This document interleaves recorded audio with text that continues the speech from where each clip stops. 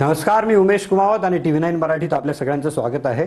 आणि आज आपल्या बरोबर आहेत कॉकरोच जनता पार्टीचे संस्थापक अभिजित दीपके. अभिजित, तुमचं स्वागत आहे TV9 मराठीत. सर, तुमची तब्येत ठीक नाही आहे, तुमच्या हातालाही सलाईन दिसते त्याच्या हाताला सलाईन, आणि तरी तुम्ही एवढे इंटरव्ह्यू देताय आणि त्यात तुम्ही हा वेळ काढला त्याबद्दल पहिले तर खूप खूप धन्यवाद. म्हणजे मी आज देशातल्या सगळ्यात मोठ्या कॉकरोचचा इंटरव्ह्यू करतोय. हा, वन ऑफ द कॉकरोचेस. ते तुम्ही तर कॉकरोचची एक मोठी फौज उभी केली ना. त्यातलंच मी एक.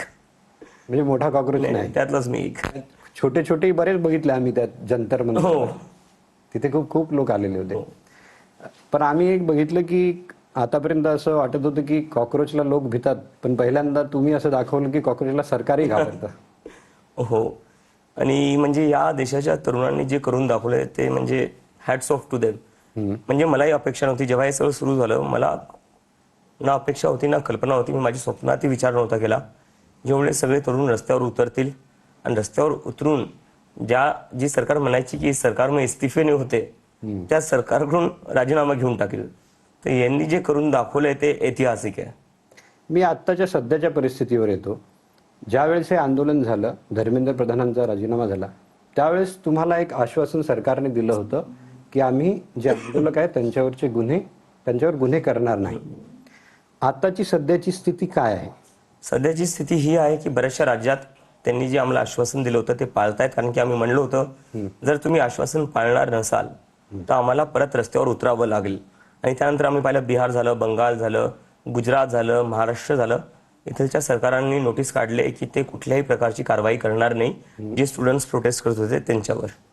नाही, पण बघ, काही ज्या बातम्या आल्या की काही आंदोलकांना अजूनही त्यांच्यावर गुन्हे दाखल होत आहेत. काही नोएडातल्या जे लहान लहान मुली होत्या त्या बातम्या आल्या. मी नाही, त्यांच्यावरही काम चालू आहे आमचं. हां, जसं दिल्लीचं बाकी, अजून दिल्लीचेही केसेस वापस व्हायच्या बाकी. आम्ही त्यासाठी त्यांच्याशी निगोशिएट करतोय आणि आम्ही त्यांना सांगतोय जर तुम्ही ऐकलं तर सरकारसाठीच बरे. कारण की तरुणांचा हा राग शांत झालेला नाहीये.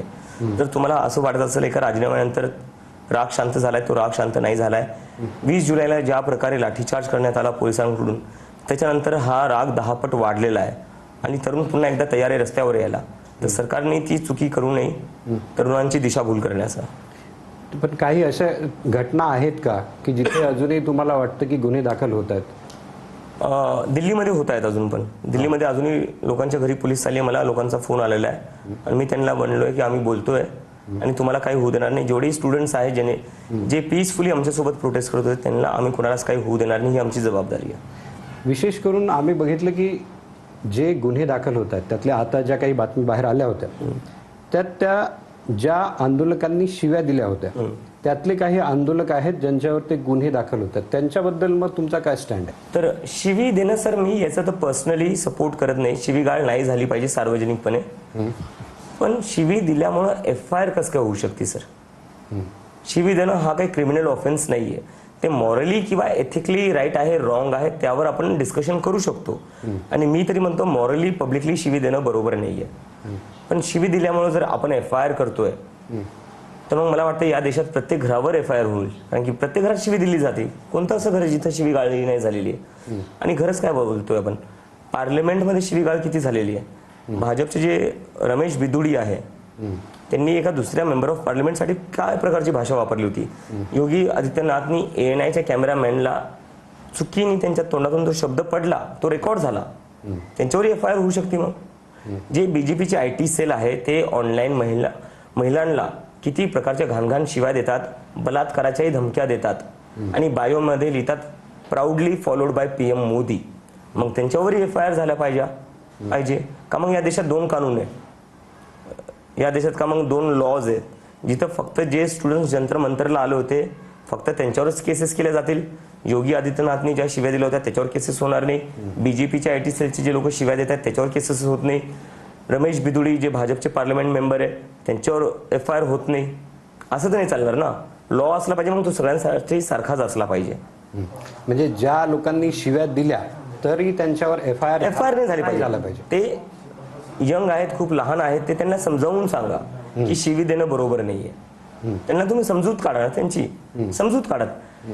त्यांच्या मागे एवढी मोठी पोलीस फोर्स लावून काय अर्थ आहे? त्यांच्या मागं पूर्ण सरकारी मशिनरी लावून काय अर्थ आहे? त्यांचं पूर्ण करिअर खराब होऊन जाईल ना. करिअर नका खराब करू लोकांचे. त्यांना समजून सांगा की नाही, अशी शिवी देऊ नका तुम्ही. शिवी देणं बरोबर नाहीये. आणि मी तेच बोललेलो आहे की शिवी देणं पब्लिकली बरोबर नाहीये. पण याचा अर्थ हा नाही की तुम्ही त्यांच्या मागं पूर्ण पोलीस फोर्स लावून टाका. तिथे जेव्हा त्या मंचावर लोक असं बोलत होते त्यावेळेस तुम्ही त्यांना का नाही आवरलं? मंचावरनं कोणी शिवी नाही दिली? कोणी दिली सर? मंचावरनं कधीच असं काही झालेलं नाहीये. हे जे झालंय ते वेगळ्या वेगळ्या भागात झालेले. मंचावरनं कधीच असं झालं नाही, कारण की आम्ही पहिल्या दिवसापासून म्हणतोय हा जो आमचा प्रोटेस्ट आहे तो पीसफुल आहे आणि महात्मा गांधी आणि डॉक्टर बाबासाहेब आंबेडकरांच्या व्हॅल्यूजवर आमचा प्रोटेस्ट चालणार आहे. मंचावरनं असं काही झालं नाही. काल मोदींनी रात्री एक व्हिडिओ केला, तुम्हाला माहित असेल तर इंस्टावर त्यांनी व्हिडिओ केला की मुझे भी माँ के ऊपर गालियां दी, आणि त्यांनी असं म्हटलंय की मैं बच्चों को माफ करता हूं. तेच तर मी म्हणतोय ना. हा, पण मला असं वाटतं मोदीजी रीलवर माफ करतायत हा, आणि दुसरीकडे त्यांचीच पोलीस या मुलांना त्रास देते का? तर हे कुठं ना कुठं दिसतंय की तुम्ही ते इंस्टाग्रामसाठी काही वेगळं बोलताय पण जमिनीवर तुम्ही काही वेगळं करताय. जर तुम्हाला खरंच माफ करायचं तर आधी केसेस वापस घ्या. त्यांचं हेही म्हणणं होतं ना की तुमच्या जो काही जमा होता त्यात गुन्हेगारही होते. तुमचं असं म्हणणं आहे की गुन्हेगारांवरही FIR नको. नाही, मी त्या असं अजिबात म्हणत नाही. गुन्हेगार असतील त्यांना आत लगेच टाका. पण त्यावर माझा असा प्रश्न आहे किती 20 काय 2000 का 2100 गुन्हेगार फिरत होते असा आकडा आहे, बरोबर? 20-2100 गुन्हेगार मोकळे का फिरत होते? कसं काय फिरत होते? पोलीस त्यांना कसं काय मोकळं फिरू देत होते? बाहेर कसं काय फिरत होते ते मोकळे? माझा पहिला प्रश्न हा आहे. 2100 गुन्हेगार बाहेर मोकळे फिरत होते ही खूप सिरियस गोष्ट आहे. हे पोलिसांच्या परमिशन शिवाय तर झालं नसेल. आणि दुसरी गोष्ट, ज्या जंतर मंतरवर मला विदाऊट चेकिंग जाऊ नव्हते देत, मलाही स्टेजवर जाण्याआधी चेकिंग करावं लागत होती. पोलीस माझी चेकिंग करायचे. तुमचे रिपोर्टर्स तिथे आले असतील, तुमच्या रिपोर्टर्सला विचारा, त्यांचे कॅमेरे चेक होत होते, त्यांच्या चेकिंग होत होत्या. तर ज्या जंतर मंतरवर जो अभिजित दिपके प्रोटेस्ट ऑर्गनाईज करतोय त्यालाच एंट्री नव्हती विदाऊट चेकिंग. या 2100 गुन्हेगारांना विदाऊट चेकिंग पोलिसांनी आत कसं काय येऊ दिलं? आता जर त्यांच्यावर गुन्हे दाखल झाले तर तुमचा विरोध नाही? अजिबात विरोध नाहीये. पण उत्तर द्यावं लागेल की हे 2100 गुन्हेगार मोकळे कसं काय फिरत होते आणि ज्या जंतर मंतरवर विदाऊट चेकिंग मला सुद्धा एंट्री नव्हती तिथे ह्या गुन्हेगारांना एंट्री कसं काय भेटली? तुमच्या एका प्रवक्त्याचं असं म्हणणं होतं की ज्यांच्यावर गुन्हे आहेत त्यांच्यावरही गुन्हे दाखल नाही, असं कुठं कोणीच नाही बोलले. त्यांचं म्हणणं हे आहे की जे स्टुडंट्स पीसफुली प्रोटेस्ट करत होते त्यांच्यावर गुन्हे नाही झाले पाहिजे, ते गुन्हे वापस घेतले पाहिजे. अच्छा, म्हणजे हे तुम्ही क्लिअर करताय की गुन्हेगारांवर गुन्हे दाखल सरकारने केले. 2100 लोक तुम्ही म्हणताय त्यांना टाका आत. त्यांच्यावर गुन्हे दाखल केले तर काँक्रोच जनता पार्टी त्याच्यात हे नाही चालणार की तुम्ही त्यांच्या नावाखाली स्टुडंट्सला त्रास देसाल. ऐशे घोष नावाची जी स्टुडंट ऍक्टिव्हिस्ट आहे तिला 2021च्या कोणत्या इश्यूमध्ये हे लोक आत करायला बघत होते. आता कोर्टाने थांबवलंय ते.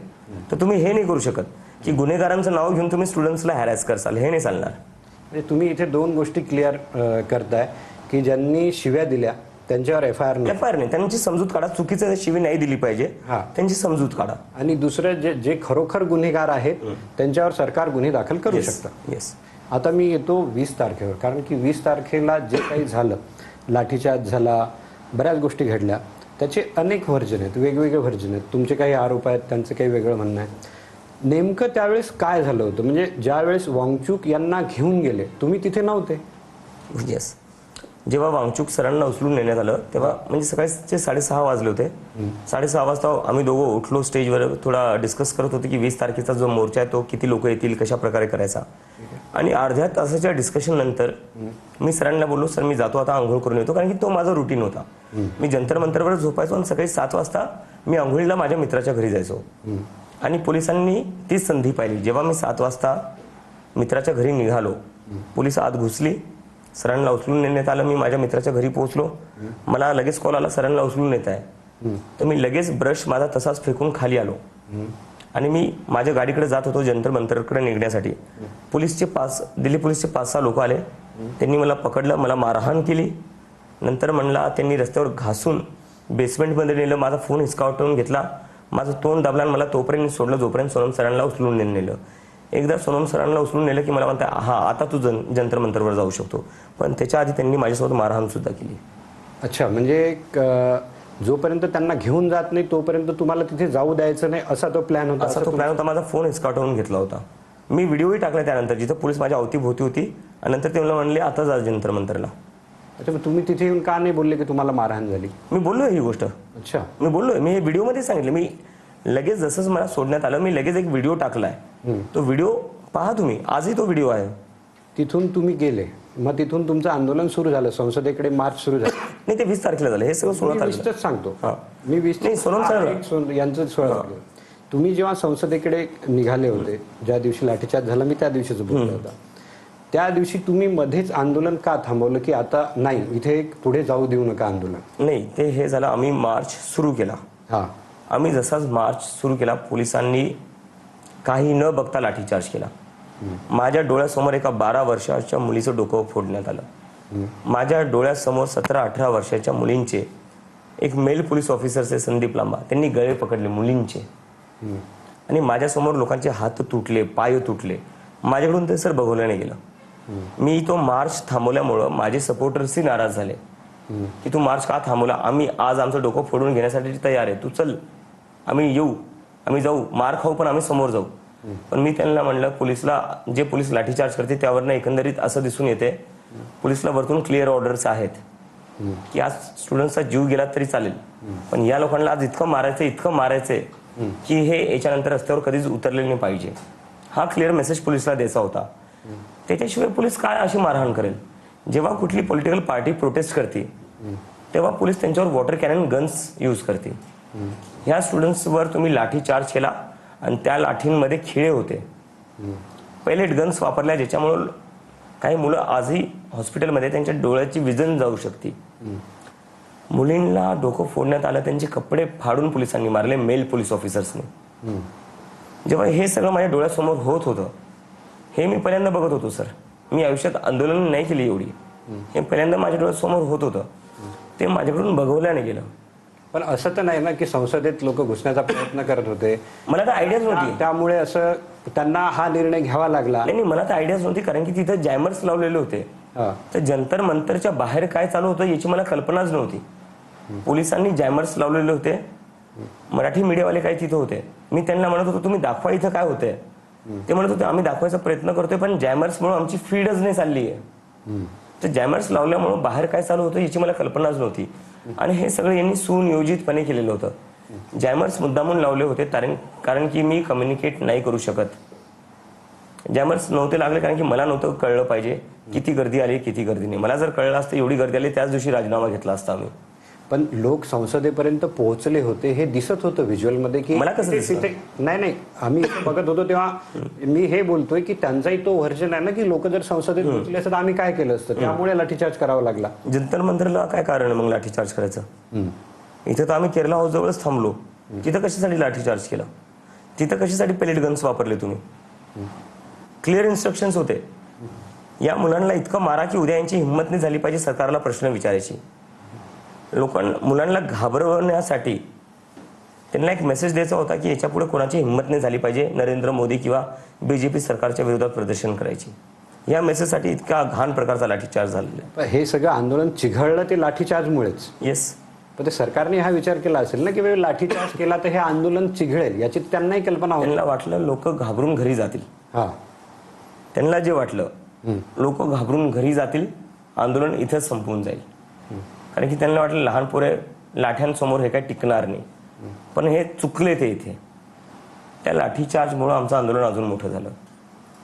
पण असं तर नाही की सरकारला वाटलं की यामुळे अराजकता निर्माण होईल, संसदेत घुसले तर नेपाळ आणि बांगलादेश सारखं होईल?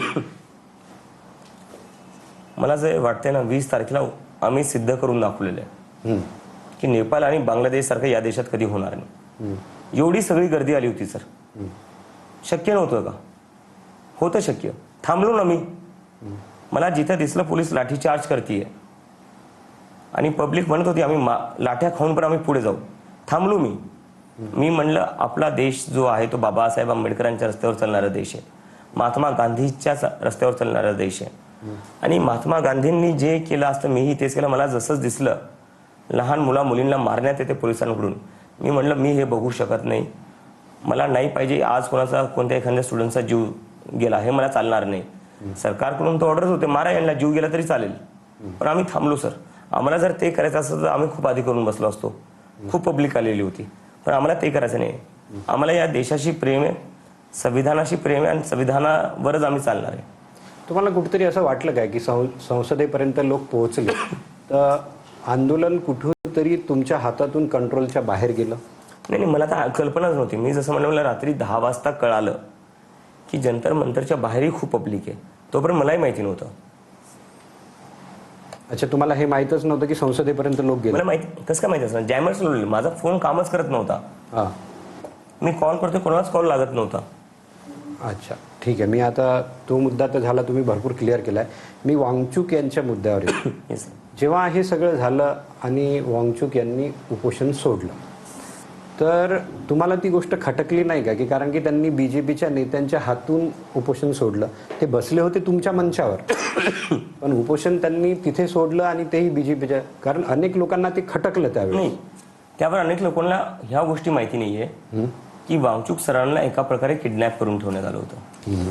मी त्यांना भेटायचा प्रयत्न केला, मला नाही भेटू दिलं. त्यांच्या वाईफ जेव्हा त्यांना भेटायला जायचं, त्यांना सांगायचे फोन बाहेर ठेवा. त्यांची वाईफ पण त्यांच्यासोबत फोन घेऊन भेटू नव्हती शकत. ऑपोजिशनचे बरेचसे MP त्यांना भेटायचा प्रयत्न करत होते, त्यांनाही नव्हते भेटू देत. तर बीजेपीच्या लोकांनी त्यांना किडनॅप करून ठेवलं होतं, जिथं फक्त किडनॅपर्स त्यांच्याशी भेटू शकतो. आणि वांगचुक सरांनी उपोषण तोडावं ही आमची विनंती होती. मी त्यांना सारखं म्हणत होतो, सर तुम्ही आता राजीनाम्यावर तुमचं उपोषण कंटिन्यू नका ठेवू, कारण की ही सरकार जशी वाटत नाही ही सरकार राजीनामा देईल किंवा लवकर देईल. त्यामुळं आम्हाला नाही पाहिजे की तुमचा जीव गेला पाहिजे. तुमची जो जीव आहे, त्यांचे प्राण. उपोषण सोडावं हे तर सगळ्यांचंच म्हणणं होतं. हा, पण ते कुठे सोडावं? सरांना ते जंतर मंतरवर सोडायचं होतं, पण आता ह्या लोकांनी त्यांना हॉस्पिटलमध्ये किडनॅप करून ठेवलेलं आहे. तर काय करतील ते? तुम्हाला ते खटकलं नाही? मला ज्या मंचावर तुम्ही बसता, म्हणजे तुमच्या ते एक मोठा हिस्सा होते. मला एक माहिती होतं, सरांनी जे उपोषण सोडले, सरांची स्वतःची इच्छा नव्हती, त्यांनी त्यांच्या हातातून तोडलं पाहिजे. सरांची इच्छा होती, जे नीटचे जे स्टुडंट्स आहेत, ज्या फॅमिलीज आहेत, ज्यांच्या घरच्यांनी ज्यांच्या स्टुडंट्सने आत्महत्या केल्या, सरांना उपोषण त्यांच्या हातातून तोडायचं होतं, त्या फॅमिलीजच्या हातातून तोडायचं होतं. पण किडनॅप करून एका प्रकारे दडपणाखाली त्यांच्याकडून तसं ते करून घेण्यात आलेलं. तुम्हाला असं नाही वाटतं की तुमच्यापासून त्यांना वेगळं केलं असं काही वाटतं? वेगळं करायचे प्रयत्न केले गेले, पण आम्ही वेगळं नाही झालो. प्रयत्न झाले. कारण की तुमचं ज्यावेळेस आंदोलन चालू होतं त्यावेळेस पॅरल तिकडे राहुल गांधीचं एक आंदोलन चालू होतं. ते खूप सगळे प्रयत्न करण्यात आले, पण तरीही असे सगळे प्रयत्न फेल झालेत. आणि शेवटी राजीनामा भेटला. आणि 12 वर्षाच्या इतिहासात जी सरकार म्हणायची सरकार में इस्तीफे नाही होते, त्यांच्याकडून इस्तीफा घेऊन दाखवला. तुम्ही इस्तीफा घेऊन दाखवला, ती गोष्ट खरी आहे. पण जे मी पॅरल आंदोलन आहे राहुल गांधीचं, ते आम्ही तिथे बघितलं. सोनम वांगचुक यांच्या ज्या पत्नी आहेत त्यांनी त्या आंदोलनावर टीका केली. होतं तर तुमचा आणि त्यांचा उद्देश सेम. नाही, मी तेच म्हणतोय, जे लोक याच्यावर आंदोलन करत होते, कुठेही करू द्या, आम्ही तेच म्हणतो की बऱ्याचशा सगळ्याच लोकांनी याच्यावर आंदोलन केलं पाहिजे आपल्या आपल्या प्रकारे. त्यात राहुल गांधींनी केलं, उद्धव ठाकरेंनी मुंबईत केलं, तर ज्यांनी केलं, आमचा त्यांच्या विरोधात काहीच नाहीये. सगळ्या लोकांनी याच्यावर आंदोलन केलं पाहिजे होतं. आम्ही आधीपासून हेच म्हणत होतो, आणि ज्याला ज्या प्रकारे जमेल त्या प्रकारे आंदोलन त्यांनी केलं. तुमच्या तिथे उद्धव ठाकरे आले, शरद पवार आले, केजरीवाल पण आले, पण राहुल गांधी नाही आले. नाही, पण काँग्रेसचे पवन खेडा आले होते आणि ते बोलले की मला राहुल गांधींनी पाठवलेलं आहे. अच्छा, मी राहुल गांधींशी तुमचं काही बोलणं झालं? माझं बोलणं नाही झालं. पवन खेडा बोलले की मी काँग्रेस पार्टीतर्फे आलो आणि राहुल गांधींनी मला पाठवलं. अच्छा, म्हणजे त्यांचं समर्थन होतं. येस. आणि त्यांचं जे आंदोलन होतं त्याला तुमचं समर्थन होतं? हा, त्यांचं जे काही डिमांड, एकच मुद्दा होता ना, तर साहजिकच आहे ती गोष्ट. कारण की बऱ्याच लोकांचं असं मत होतं की तुमचं आंदोलन काँग्रेसनं हायजॅक तर नाही केलं. आमचं जे आंदोलन होतं ते फक्त एका ऑर्गनायझेशनने हायजॅक केलं, आणि ती आहे या देशाची जेनझी. आणि हे आंदोलन त्यांनी हायजॅक केलं, आणि त्यांनी हायजॅक करून हे आंदोलन इतकं मोठं करून टाकलं की त्याच्यापुढे सरकारलाही झुकावं लागलं. आता धर्मेंद्र प्रधान यांचा राजीनामा झाला, पण त्याच्यावर तुम्ही समाधानी आहे का? नाही, समाधानी तर आम्ही नाहीये त्यावर. राजीनामा एक सुरुवात होती अकाउंटेबिलिटी वापस आणण्यासाठी. त्याच्याने एक अकाउंटेबिलिटीचं जे कल्चर आहे आपल्या देशातून गायब झालं होतं. हे जे म्हणायचे हे सरकार में इस्तीफे नाही होते, ते अहंकाराने म्हणायचे. तो अहंकार काढणं गरजेचं होतं आणि अकाउंटेबिलिटी आणणं गरजेची होती. त्याची सुरुवात आम्ही केलेली आहे, आणि आता सुरुवातच झालेली आहे. आता अजून भरपूर गोष्टी आहेत ज्याच्यावर आम्ही काम करू हळूहळू. काय काय गोष्टी आहेत? आता काय एक E20 पार्टी पण आली. त्याला तुमचं समर्थन आहे का किंवा तुमच्याच लोकांची ती पार्टी आहे की E20चा जो मुद्दा आहे त्याच्यावर आमचं नक्की समर्थन असणार आहे. आता E20 कोणी सुरू केली ते आम्हाला बघावं लागेल आणि गरज पडली तर आम्ही त्यांच्याशी बोलू, संवाद करू आणि बघू कसं पुढे नेता येईल. पण जसं सर मी बोलण्यात आलं की शिक्षण हा एक मुद्दा झाला, पण आपल्या देशात बेरोजगारी सध्या खूप जास्त आहे आणि त्या बेरोजगारीचा आकडा जर बघायला गेला तर 80% जे बेरोजगार आहे ते डिग्री होल्डर्स आहेत. तर आपल्या देशात डिग्री घेऊन पण आज लोक बेरोजगार आहेत. तर याच्यावर सरकार बोलायलाही सुद्धा तयार नाहीये. तेही करावं लागेल सर, या सरकारला भाग पडावं लागेल बेरोजगारीवर बोलायला, बेरोजगारीवर काम करायला. कारण की आपल्या देशाचा जो एक एज ब्रॅकेट आहे 35च्या खालची जी लोक आहेत ती 60% लोक आपल्या देशात आहे. याचा अर्थ majority of the people in our country are young and under the age of 35. बरोबर. त्यासाठी सरकार काय करणार आहे? त्यासाठी आम्हाला बोलावं लागेल, त्यासाठी आम्हाला त्यांचे मुद्दे उचलावे लागतील. कारण की हेच लोक आहेत जे उद्या जाऊन हे देश चालवणार आहेत. आणि जर ह्याच लोकांसाठी तुम्ही काही करणार नसाल, त्यांच्यासाठी तुम्ही काही बोलणार नसाल, तर मग हे लोक रस्त्यावर उतरतील आणि मग असंच आज प्रधानांचा राजीनामा घेतला, उद्या दुसरं कोणाचा घेतील. प्रधानांचा राजीनामा का झाला? म्हणजे त्या दिवशी असं वाटत होतं की त्यांचा राजीनामाच होणार नाहीये, म्हणजे ते आंदोलन चाललंय. मलाही तसंच वाटत होतं. सगळ्यांनाच वाटत होतं की त्यांचा, पण त्याच्या मागे तुम्हाला काय वाटतं की नेमकं काय कारण असावं की प्रधानांचा अचानक राजीनामा झाला? 20 जुलैला जे झालं त्याच्यानंतर हे आंदोलन जे आहे ते खूप मोठं झालं. ते अभिजित दीपकेपेक्षा मोठं झालं, सोनम वांगचुक पेक्षा मोठं झालं, CJP पेक्षा मोठं झालं. आणि तसंच झालं पाहिजे. कुठली पब्लिक मुव्हमेंट आहे ती कधीच एका ऑर्गनायझेशन सोबत लिमिटेड नसली पाहिजे. ती पब्लिक मुव्हमेंट मोठी बनलीच पाहिजे. ती तेव्हाच मोठी होऊ शकते जेव्हा पब्लिक स्वतःहून एक समजेल की नाही यार ही मुव्हमेंट माझी आहे.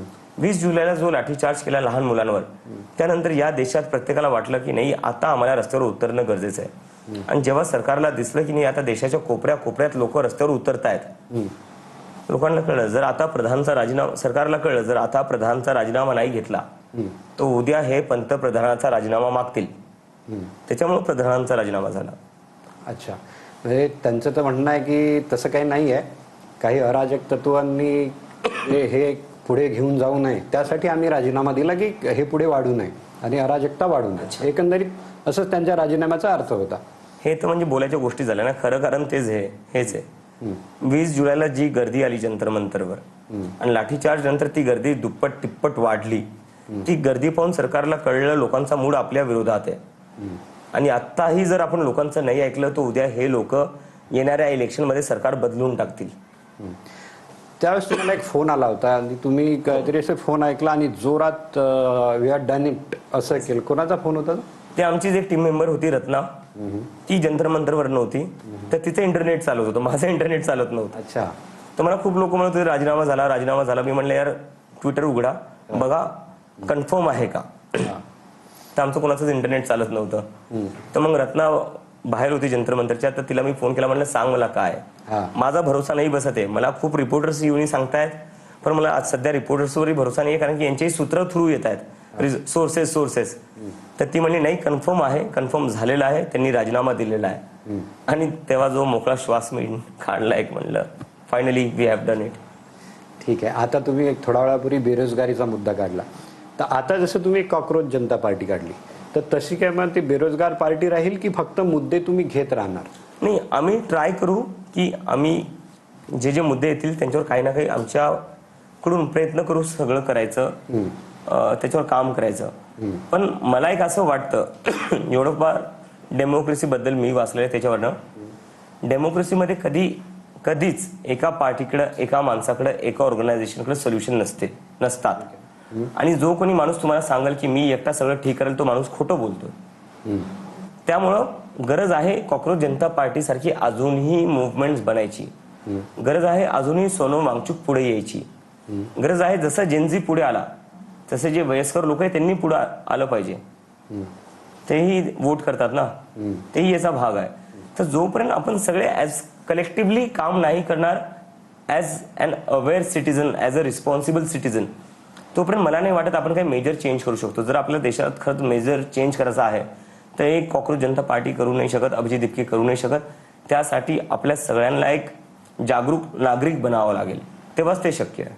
कारण की आता बरेचसे लोक हा प्रश्न विचारतात ना, म्हणजे आता मी बरेच तुमचे इंटरव्ह्यू बघितले की तुम्ही राजकारणात जाणार नाही, म्हणजे नाही, मी कधी बोललो? movement- नाही, मी कधीच नाही बोललोय. म्हणजे तुम्ही राजकारणात जाणार.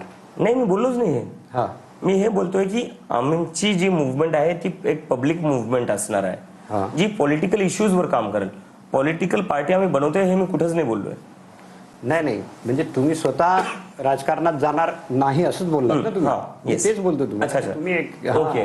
मी ते बोलतोय, म्हणजे तुमचे पुढे की फक्त चळवळ चळवळ चळवळ चळवळ वेगवेगळ्या विषयावर चळवळ तुम्ही करत राहणार. येस, आंदोलन येस, तुम्ही करत राहणार. आंदोलन करत राहू. जिथं डायलॉगनी गोष्टी होतील तिथे डायलॉगनी करायला बघू. आणि एक खूप चांगली गोष्ट होती, सौरभ दास आता 27 वर्षाचा झालाय. हा 27 वर्षाचा मुलगा केंद्रीय मंत्र्यांसोबत निगोशिएट करतोय. हा देशाच्या इतिहासात मला तरी नाही वाटत असं कधीच झालेलं आहे. हे देशाच्या लोकशाहीसाठी खूप मोठा मोमेंट होता. इथे एक 27 वर्षाचा मुलगा केंद्रीय मंत्र्यांसोबत बसून निगोशिएट करतो की हे रिफॉर्म झाले पाहिजे, हा राजीनामा झाला पाहिजे. पण अभिजित, तुम्हाला नाही वाटत की आता तुम्हाला झालं कॉक्रोच जनता पार्टीला एवढं समर्थन मिळालं, नीटचा इश्यू होता, सगळ्या इश्यू होता, पण इतर गोष्टीवरही तुम्हाला ते समर्थन मिळेल का असं तुम्हाला वाटतं का? म्हणजे वेगवेगळ्या चळवळी तुम्ही करून. नाही सर, मी म्हणजे असं गृहीत धरून चालणार नाही की दरवेळेस आम्हाला असं समर्थन भेटेल. मी ते कुठंच गृहीत धरणार नाहीये. पण आम्ही आमच्याकडून पूर्णपणे प्रयत्न करू, इमानदारीने मुद्द्यांवर काम करायचं आणि जेवढं we can stay true to the cause as much as possible आम्ही त्याचा पूर्ण प्रयत्न करू. बाकी लोकांच्या हातात आहे. जर त्यांना खरंच वाटलं आम्ही मुद्द्यांवर खरंच इमानदारीने काम करतोय तर ते सोबत येतील. जर त्यांना कुठं वाटलं की नाही आता आम्ही आधीसारखे नाही राहिलो तर आमच्या मागं नाही येणार. आणि ते तसंच असलं पाहिजे. एका डेमोक्रेसीमध्ये खूप गरजेचं आहे, जेव्हा कोणी मुद्द्यांपेक्षा दूर भटकेल त्याच्या मागं उभं नाही निघाले पाहिजे. उद्या जर जाऊन मी ते केलं तर उद्या माझ्या मागं लोकांनी नाही आलं पाहिजे. तुम्ही जर राजकारणात गेले तर नाही आलं पाहिजे. नाही, ते लोकांवर आहे. जर लोकांना पटत असेल मी राजकारणात आलो पाहिजे तर ते सोबत येतील. जर त्यांना नसेल पटत तर नाही येणार. कारण की मागे असं आंदोलन झालंय 2011ला अण्णा आंदोलन झालं होतं, ते मी होतो तिथे. ते एक आम्ही आंदोलन बघितलं, त्यामुळे सरकार बदललं. येस, एक हे जेनझीचं पहिल्यांदा आपल्या देशात जेनझीचं हे पहिलं आंदोलन आहे. त्यानंतर तुम्हाला असं वाटतं काय की लोकांनी सरकारही बदलावं? ते लोक ठरवतील सर. मी एकटा कसं काय सांगू? लोक ठरवतील. जर लोकांना वाटलं सरकार ऐकत नाहीये, सरकार सुधरत नाहीये तर येणाऱ्या निवडणुकीत ते बदलून टाकतील. नाही बघा कसं आहे आणि सरकार बदलणं काही वाईट नाहीये. हा एका लोकशाहीसाठी सरकार बदलत राहणं खूप गरजेचं आहे. कारण की जेव्हा एक सरकार खूप काळासाठी राहती तेव्हा ती सरकार अहंकारी होऊन जाते. हा एक तुमचा पॉलिटिकल स्टँड आहे की सरकार बदललं पाहिजे. बघा तुम्ही आता मी म्हणतोय लोकशाहीसाठी चांगलं आहे. हा सरकार का नाही बदलली पाहिजे? हा कारण की कुठली एका पार्टीची किंवा कुठल्याही एकच सरकार असावी हे लोकशाहीसाठी चांगलं नाही. म्हणजे तुम्ही कुठल्याही पॉलिटिकल सायन्सच्या स्टुडंटला विचारा, ओके, सरकार बदलत राहणं हे लोकशाहीसाठी चांगलं आहे. तसेच नरेंद्र मोदी आले ना. हा नरेंद्र मोदी सरकार बदलण्यामुळे झाले, त्याच्यात वाईट काय? म्हणजे आता 2029 येत आहे, त्यावेळेस 2011 नंतर 2014 आलं होतं, आता 2029 येत आहे. लोकांचं लक्ष असेल तुमच्यावर की तुम्ही काय पॉलिटिकल स्टँड घेता. तर तुमचा काही पॉलिटिकल स्टँड आहे का? म्हणजे आता तसा तुम्ही काही विचार केलाय का? आमचा पॉलिटिकल स्टँड क्लिअर आहे की जे कोणी पॉलिटिशियन्स असतील, जे कोणी सरकारमध्ये सुद्धा बसलेले असतील, त्यांनी लोकांना इग्नोर करू नये. जर तुम्ही लोकांना इग्नोर करसाल तर हे लोक रस्त्यावर येतील आणि स्वतःची मुवमेंट तयार करतील आणि तुम्हाला भाग पाडतील. आज यांनी एज्युकेशनच्या मुद्द्यावर भाग पाडले, उद्या तो मुद्दा बेरोजगारी असू शकतो, उद्या तो मुद्दा अर्थव्यवस्थेचा असू शकतो, उद्या तो मुद्दा हेल्थकेअरचा असू शकतो, कुठलाही मुद्दा असू शकतो. लोकांना इग्नोर करू नका. एका लोकशाहीमध्ये जेव्हा जेव्हा तुम्ही लोकांना इग्नोर करसाल तेव्हा लोक तुम्हाला धडा शिकवतील. कसं आहे माहिती आहे काय की आता जेनजी जे आहेत, आता असं सगळे समजतात की जेनजीचं समर्थन तुम्हाला आहे. जेनजी पॉप्युलेशन जर देशात बघितली तर 2029 पर्यंत जवळपास 38 कोटीपर्यंत जाईल आणि ते मिलेनियल उलट 36 पर्यंत जातात, 35-36. तर या देशात सर्वात मोठी पॉप्युलेशन जी असेल ती 29 ती जेनजी असेल. त्यामुळे तुमच्या पॉलिटिकल स्टँडवर सगळ्यांचं लक्ष असेल की या लोकांनी काय करायचं. आणि त्यामुळे सरकार मागं सरकली आणि राजीनामा घेतलाय.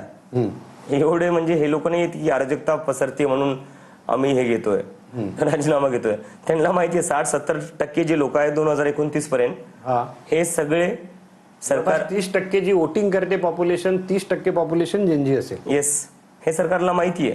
त्यामुळे त्यांनी राजीनामा घेतलाय.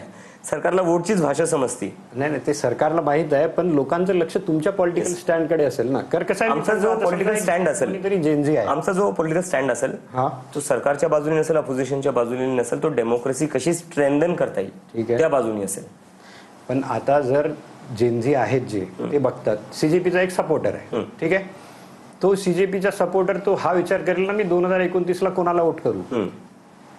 तो तर हा विचार करेल ना. तुम्ही त्याला काहीच सांगणार नाही की तुमचा जर पॉलिटिकल स्टँड नसेल तर तुम्ही त्याला काहीच पॉलिटिकल स्टँड आमचा काहीच नाही. तुम्ही म्हणजे तुमचा पॉलिटिकल स्टँड असा आहे का की 29 मला नाही वाटत मला जेनझीला सांगायची गरज आहे कोणाला वोट केलं पाहिजे कोणाला नाही. आपण ना, मला वाटतं सारखी सारखी तीच चुकी करतोय आपण. जेनझीला खूप कमी समजतोय आपण. असं आपल्याला वाटतं की हे जेनझी सिरियस नाहीये, यांना पॉलिटिक्स समजत नाही किंवा यांच्यात ती विचार करायची शक्ती नाहीये. ही जेनझी खूप स्मार्ट आहे सर. तर ते स्वतः ठरवतील कोणाला वोट करायचं कोणाला नाही. म्हणजे तुम्ही पॉलिटिकल स्टँड काही घेणार नाही, एकही पॉलिटिकल स्टँड तुम्ही घेणार नाही. तेव्हा इलेक्शन आल्यावर बघू, तेव्हा काय मुद्दे असतील काय असतील. कारण की आता जो मुद्दा आहे SIRचा किंवा वोट डिलिशनचा, तो खूप मोठा मुद्दा आहे. तुम्ही म्हणजे तो तुमचा ऑप्शन ओपन आहे. हा, असणारच ओपन. त्यावेळेस तुम्ही पॉलिटिकल स्टँड घेऊ शकता. तेव्हा पॉलिटिकल स्टँड घेऊ. जर तेव्हा सरकारने काही असं चुकीच्या गोष्टी केल्या तर आम्हाला सांगावं लागेल की सरकार चुकीचं करते आणि या विरोधात लोकांनी बोललं पाहिजे. पण वोट कोणी कोणाला करायचं हे लोक स्वतः इंडिपेंडेंटली डिसाईड करतील. आम्ही नाही सांगणार कोणी कोणाला वोट करायचं, आणि ते सांगितलंही नाही पाहिजे. Let the people decide. जसं कसं आहे, 2011ला अण्णांचं आंदोलन झालं, त्यातून आम आदमी पार्टी बाहेर आली. तर लोकांना वाटतं ना की याच्यातून आता तुम्ही बोलता तुम्ही राजकारणात नाही जाणार, पण तुमच्या याचं नाव आहे CJP, कॉक्रोच जनता पार्टी. ते तर आम्ही मजाकमध्ये सुरू केलं होतं. तेव्हा कुठं माहिती होतं सर एवढं सगळं होणार आहे. तेव्हा जर माहिती असलं तर पार्टी शब्द वापरलाच नसता. कसं समजा 15 मेला सूर्यकांत आणि मी USA मध्ये बसलेलो होतो. हा, त्या दिवशी कसं डोक्यात आलं की अशी, म्हणजे तुम्ही 16 मेला की 17 मेला 16 मेला तुम्ही पेज सुरू केलाय ना कॉक्रोच जनता पार्टी. काय क्लिक झालं की मी अशी पार्टी तयार नाही सर, तुम्ही माझे जर तुम्ही जुने ट्विट्स पाहिले असतील ना सर, तर मी पॉलिटिकल सटायर खूप करायचो. पॉलिटिकल कॉमेंट्री, पॉलिटिकल सटायर मी ट्विटरवर माझ्या खूप करायचो. तर ही काय पहिल्यांदा नव्हतं की जेव्हा मी पॉलिटिकल सटायर केलेलं आहे. कॉक्रोच हा शब्द मी पहिल्यांदा वापरला कारण याचं की चीफ जस्टिस ऑफ इंडिया जे आहे त्यांनी तो शब्द वापरला आणि त्यांनी कम्पेअर केलं की आजचे जे युवा आहेत ते बेरोजगार आहेत, शिकलेले नाहीयेत, आळशी आहेत, यांच्याकडे काम धंदे नाहीयेत, म्हणून हे काय करतात, हे सोशल मीडियावर फक्त सरकारला आणि सिस्टमला शिवाय द्यायचं काम करतात. तर मी आश्चर्यचकित झालो. म्हणलं यार, त्यावेळेस तुम्ही बोस्टनला होतो मी. म्हणलं चीफ जस्टिस ऑफ इंडिया आहेत, आपलं जे संविधान आहे त्याचे रक्षक आहेत. संविधानाचे रक्षक म्हणजे फ्रीडम ऑफ एक्सप्रेशनचे रक्षक. आणि फ्रीडम ऑफ एक्सप्रेशन म्हणजे तुम्ही टीका करा सरकारवर, सिस्टमवर, आणि तेच चीफ जस्टिस ऑफ इंडिया कसं काय म्हणू शकतात, इन्सल्ट करू शकतात मुलांची टीका करण्यासाठी. तर ते मला पटलं नाही. त्यामुळे मी म्हणलं what if all cockroaches come together, हा माझा पहिला ट्विट होता. What if all cockroaches come together. आणि त्याच्यावर तो ट्विट थोडा व्हायरल झाला. त्यानंतर मला वाटलं की ठीक आहे, हे खुराफात अजून करू, की आज आम्ही कॉक्रोच जनता पार्टी सुरू करतोय. या पार्टीमध्ये सामील होण्यासाठी तुमचे 4 क्रायटेरिया असले पाहिजे. तुम्ही बेरोजगार असले पाहिजे, तुम्ही आळशी असले पाहिजे, तुम्ही ऑनलाईन सतत ऑनलाईन असले पाहिजे, आणि तुम्हाला टीका करता आली पाहिजे. तर कुठं ना कुठं मजाकमध्ये का होत नाही, ती लोकांची इमॅजिनेशन कॅच झाली आणि त्याच्यामुळे लोक एकदमच जुडले गेले. पण मला कुठंच माहिती नव्हतं एवढं सगळं होणार आहे. पेज होतं, तुम्ही त्या पेजवर धर्मेंद्र प्रधान दाखवलं, सगळे कॉक्रोचेस एकत्र. ते खरं झालं. ते खरं झालं. पण ते आम्ही 15 दिवसानंतर क्रिएट केलं ते. कारण की 15 दिवसानंतर आम्हाला कळालं, कारण की मी लोकांशी बोलत होतो की तुम्ही का फॉलो केले, कोणते मुद्दे आहे जे तुम्हाला सगळ्यात जास्त अफेक्ट करताय. तेव्हा लोकांनी मला सांगितलं की यार, एज्युकेशन एक गोष्ट आहे, आणि त्यात बऱ्याचशा नीटच्या मुलांशी माझा डायलॉग झाला, कन्व्हर्सेशन झालं, आणि त्यांनी सांगितलं की यार तुम्ही ना नीटचा मुद्दा उचला. आणि मग तिथून आम्ही सुरुवात केली. आता गृहराज्यमंत्री पंकज भुर बोलले की याच्यात काही अकाउंट्सची जी आहे ती तपासणी आम्ही सुरू केलेली आहे, म्हणजे विदेशी फंडिंग. आता तुम्ही बोलले मी अमेरिकेत होतो म्हणून त्यांना असं वाटतं का की याच्यात विदेशी फंडिंग आहे? विदेशी फंडिंग जर असेल किंवा विदेशावरून कंट्रोल होत असेल तर गृहमंत्र्यांचं फेलियर याच्यात, ते असताना कसं काय असं झालं? आणि दुसरं, मी विदेशात होतो पण मी इंडियन पासपोर्टवरच होतो ना. मी थोडी ना म्हणजे दुसऱ्या कंट्रीचा पासपोर्ट घेतलेला होता, मी इंडियन पासपोर्टवरच होतो. हे आरोप का होत आहे? तुम्ही इन्व्हेस्टिगेशन करा ना. 2 महिने झाले आज, तुम्ही इन्व्हेस्टिगेशन करा. तुम्ही कधीपर्यंत आरोप लावणार आहे? आता तुम्ही जे मी राजकारणाचं बोललो तसं जर ही जी मुलं आहेत त्या मुलांचं काही येतं की त्यांच्यावरचे गुन्हे यांनी मागे काही नाही घेतले तर ते हेच आंदोलन पुन्हा उभं राहील का जंतर मंतरवर? गरज पडली तर येस, गरज पडली तर आम्ही पुन्हा रस्त्यावर उतरू, जर सरकार जर अशी स्टुडंट्सला तंग करत राहिली तर. एक आणि अभिजित बरोबर तुमच्याबरोबर एक बोलायचं होतं की लोकांना असं वाटतं की अभिजित दिपके आहे कोण, म्हणजे त्याचं शिक्षण कुठे झालंय, तो राहिलाय कुठे, तो अमेरिकेला कसं गेला, बऱ्याच लोकांना ही उत्सुकता आहे.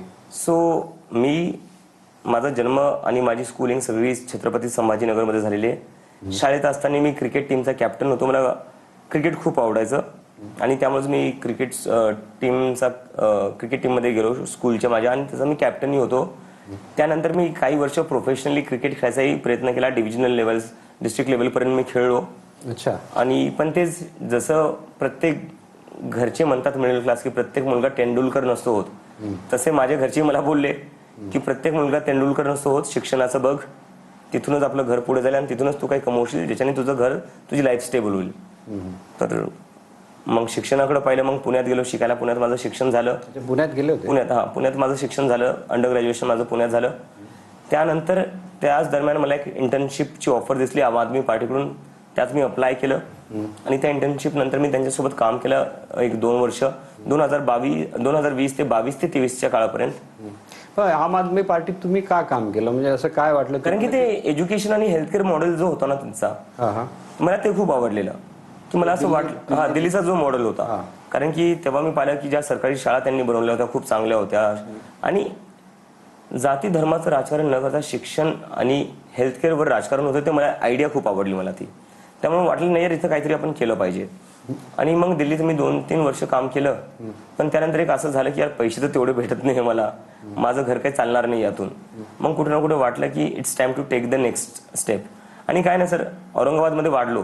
औरंगाबादमध्ये वाढताना नेहमी असं वाटलं की आपलं फ्युचर काय असणार आहे, कंपनीमध्ये जॉब करणं. कारण की औरंगाबादमध्ये जेवढे मुलं शिकतात, आमची स्वप्न खूप छोटी असतात सर. जे मुलं मुंबई आणि दिल्लीमध्ये वाढतात किंवा पुण्यामध्ये वाढतात त्यांची स्वप्न मोठी असतात. पण औरंगाबादमध्ये वाढणारे, आताच मला माहिती नाही, पण मी आता जवळपास 10 वर्ष झाले ना त्या गोष्टीला. 10 वर्षाच्या आधीचं औरंगाबाद जे होतं ते खूप वेगळं होतं. जास्तीत जास्त काय इंजिनियर होशील, डॉक्टर होशील, त्यापेक्षा मोठी स्वप्न नव्हती. आणि माझी ती स्वप्न की जास्तीत जास्त काय इंजिनिअरिंग किंवा डॉक्टर. म्हणजे आम आदमी पार्टी कशासाठी सोडली की तिथे? नाही, मी त्याच्यावरच येतोय. तर लहानपणी औरंगाबादच्या मुलांची स्वप्न काही मोठी नव्हती तेवढी तेव्हा, तशी माझी काही मोठी स्वप्न नव्हती. पण पुण्याला गेल्यावर एक एक्सपोजर भेटलं मला. तिथून मला कळलं की नाही यार, अजून थोडं वरती एम आपण करू शकतो. मग तिथून मी आम आदमी पार्टीसाठीच्या इंटर्नशिपसाठी अप्लाय केला. मी तर कधी औरंगाबादमध्ये असताना मी आयुष्यात विचार नव्हता केला मी दिल्लीला कधी जाईल. पण पुण्यात गेल्यावर मला वाटलं नाही यार, दिल्लीला जाऊ शकतो आपण. दिल्लीला गेलो, तिथं काम केलं. तिथं काम करताना बरेचसे माझे मित्र असे बनले जे बाहेरून शिकून आलेले होते किंवा बाहेर शिकायला जाणार होते विदेशात. तर मग असं वाटलं यार, हे लोक जाऊ शकतात तर मीही जाऊ शकतो. ते एक्सपोजर भेटण्याचा डिफरन्स असतो ना सर. औरंगाबादमध्ये राहिलं असतं ते एक्सपोजर मला कधी भेटलं नसतं आणि मला कधी आयुष्यात वाटलं नसतं की मी दिल्लीला जाऊ शकतो किंवा दिल्लीवरनं USA ला जाऊ शकतो. सो USA ला मग दिल्लीला गेल्यावर मला असं वाटलं की नाही यार, हे लोक जाऊ शकतात तर मी का नाही जाऊ शकत. तर मग त्यानंतर एक तर पैसे जास्त भेटत नव्हते, पेमेंट जास्त नव्हती. तर मग असं वाटलं मला की कुठं ना कुठं आता आपण स्वतःच्या लाईफचं थोडं पाहिलं पाहिजे आणि घरच्याकडून पण थोडं होतं की नाही यार, आता थोडं एक चांगला जॉब बघ जिथे एक पेमेंट चांगली येईल किंवा मग विदेशात शिकायला जाता. मग मी बाहेर शिकायला गेलो. स्कॉलरशिप भेटली मला बॉस्टन युनिव्हर्सिटीकडून.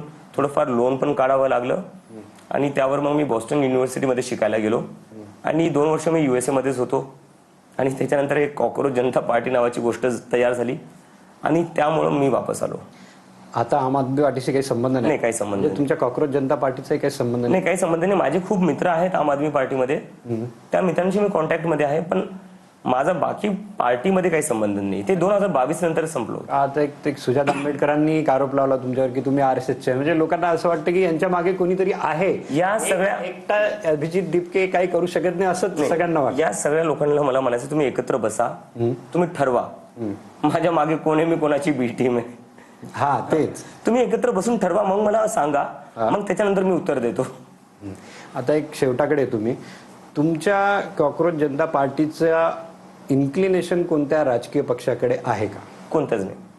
म्हणजे कोणत्याच नाही. कोणत्याच नाही ना भारतीय जनता पक्ष ना काँग्रेस, म्हणजे कोणत्याही कोणताच नाही. त्यामुळे तुम्ही जर जेनजीला सांगायचं असेल तर तुमच्या समर्थकांना सांगायचं असेल तर तुम्ही काय सांगणार? Be independent. हा, स्वतः इंडिपेंडेंट राहा. राजकीय लोकांमध्ये तुम्ही स्वतःची हिरो बघू नका. Be your on hero.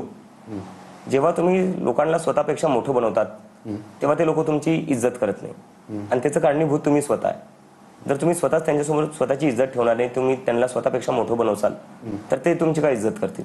So be your on hero. Cricketers असो, बॉलिवूडचे सेलिब्रिटीज असो किंवा पॉलिटिशियन्स असो, त्यांच्यामध्ये हिरो बघणं सोडून द्या. आपण आता एवढा इंटरव्ह्यू केला, या याच्यातून काही गोष्टी ज्या समोर आल्या की कारण लोकांचं तुमच्याकडे लक्ष आहे की तुम्ही पुढे काय करणार, तर ते असं येते की तुम्ही फक्त चळवळी सुरू ठेवणार. सध्या कुठल्याही पॉलिटिकल पार्टीकडे तुमचं इन्क्लिनेशन नाही. बरोबर. तुमचा पॉलिटिकल स्टँड सध्या नाही आहे, पण तो एक ऑप्शन तुम्ही ओपन ठेवलेला आहे.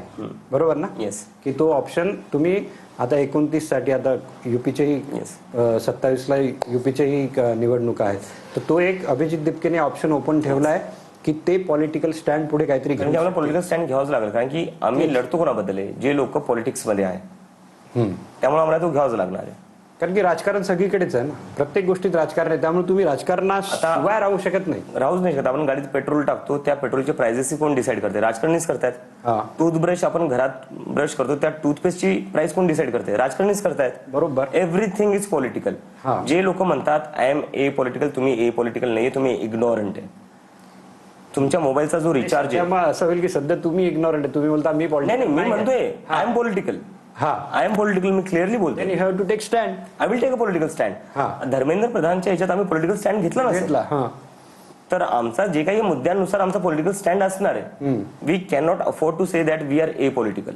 म्हणजे पुढे तुम्ही 29 पर्यंत हा ऑप्शन ओपन ठेवलाय की तुम्ही एक पॉलिटिकल स्टँड घेऊ शकता. आणि तो पॉलिटिकल स्टँड सर मुद्द्यांवर असेल आमचा. That is more important. आणि तो मुद्द्यांवरच असला पाहिजे. तो असा नसेल की तुम्ही म्हणजे तुम्ही आमचे समर्थक आहे तर तुम्ही या पार्टीला वोट द्या किंवा एक्झॅक्टली. तो मुद्द्यांवर आमचा पॉलिटिकल स्टँड असेल. पण तो मुद्द्यांवर असेल तर हे सरकार जर त्या मुद्द्याला तयार नसेल तर तो त्या सरकारच्या विरोधात झाला. मग ते सरकारला ठरवायचंय. आता मी काय करू शकतो त्याच्यात? ठीक आहे, तुम्ही खूप म्हणजे एवढं हाताला सलाईन लागलेलं आहे. नाही, त्या सलाईनमुळे मला थोडी एनर्जी भेटली बोलायची. नाही तर तुम्ही आले होते घरी भेटायला तेव्हा मी झोपून होतो. येस. ठीक आहे, तुमच्या फ्युचरसाठी शुभेच्छा. Thank you sir. आणि खूप खूप धन्यवाद, तुम्ही आम्हाला वेळ दिला. Thank you sir. Thank you. Thank you Abhijit.